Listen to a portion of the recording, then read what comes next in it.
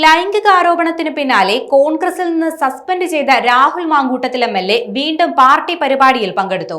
കോൺഗ്രസിന്റെ സ്ഥാനാർത്ഥി പ്രഖ്യാപന വേദിയിലാണ് രാഹുൽ മാങ്കൂട്ടത്തിൽ എത്തിയത്. പാലക്കാട് കണ്ണാടി മണ്ഡലത്തിലെ കോൺഗ്രസ് സ്ഥാനാർത്ഥികളുടെ പ്രഖ്യാപന വേദിയിലാണ് അദ്ദേഹം പങ്കെടുത്തത്. നേരത്തെ കണ്ണാടിയിൽ സ്ഥാനാർത്ഥി നിർണയ ചർച്ചയിൽ രാഹുൽ പങ്കെടുത്തതും വിവാദത്തിലായിരുന്നു. കണ്ണാടി മണ്ഡലം പ്രസിഡന്റ് പ്രസാദ് കണ്ണാടി ഉൾപ്പെടെയുള്ള നേതാക്കൾ ചർച്ചയിൽ പങ്കെടുത്തിരുന്നു.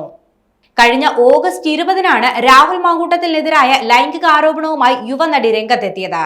വിവാദം രൂക്ഷമായതോടെയാണ് രാഹുൽ മാങ്കൂട്ടത്തിലിനെ കോൺഗ്രസ് പാർട്ടിയുടെ അംഗത്വത്തിൽ നിന്നും സസ്പെൻഡ് ചെയ്തത്.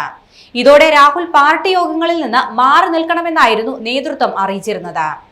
ഇതുവരെ രാഹുലിന്റെ സസ്പെൻഷൻ കോൺഗ്രസ് പിൻവലിച്ചിട്ടുമില്ല. ഇതിനിടെയാണ് തിരഞ്ഞെടുപ്പ് യോഗങ്ങളിൽ രാഹുൽ പങ്കെടുത്തതായുള്ള വിവരങ്ങൾ പുറത്തുവരുന്നത്. ലൈംഗികാരോപണത്തിന് പിന്നാലെ ദിവസങ്ങളോളം പുറത്തിറങ്ങാതിരുന്ന രാഹുൽ ഇപ്പോൾ മണ്ഡലത്തിൽ നടക്കുന്ന യോഗങ്ങളിൽ പങ്കെടുക്കുന്നുണ്ട്.